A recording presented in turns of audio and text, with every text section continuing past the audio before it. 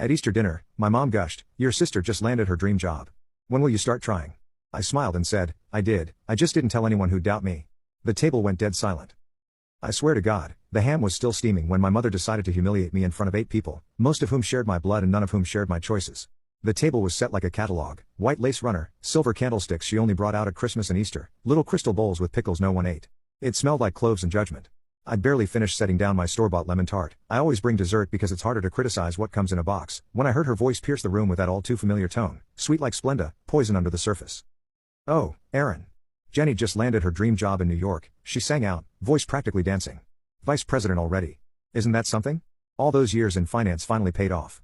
Real corporate, real office, you know, she gets her own assistant." I didn't look up. I just reached for a roll, buttered it slowly like I had all the time in the world and none of the patience for this game. I knew what was coming. You could feel it in the air, thick like gravy and just as suffocating. Then the blade came, smooth and shiny like a good carving knife. "When will you start trying, sweetheart?" The word sweetheart curled around my throat like a noose. I could feel Jenny's eyes on me, smug and cool, probably thinking I'd make a joke or wave it off like I always did. But not this time. I was done playing the silent daughter, the one who swallowed resentment like communion wine.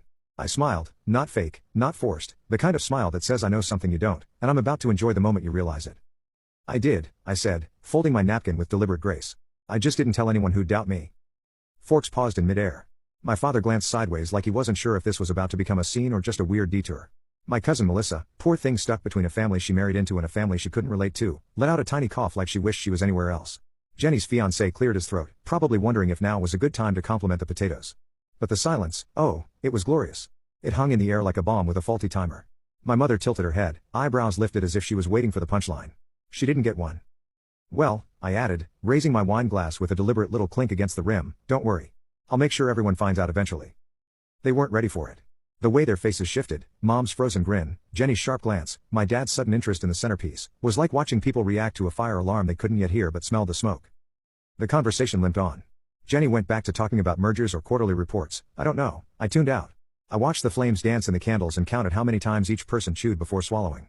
It helped keep me from blurting the truth too early because this time, I had a plan. See, growing up, Jenny was always the star, the straight-A student, the homecoming queen, the girl who got internships and applause and a car at graduation. Me? I was the experiment gone wrong. I left college my second year, backpacked through Asia, dated people they didn't approve of, posted yoga photos online they claimed were not professional. When I started my own business, no one even asked what it was. They assumed it was a phase, a way to avoid getting a real job. They didn't know I worked 18-hour days to get it off the ground. They didn't see me living out of my car for 3 months when I couldn't pay rent.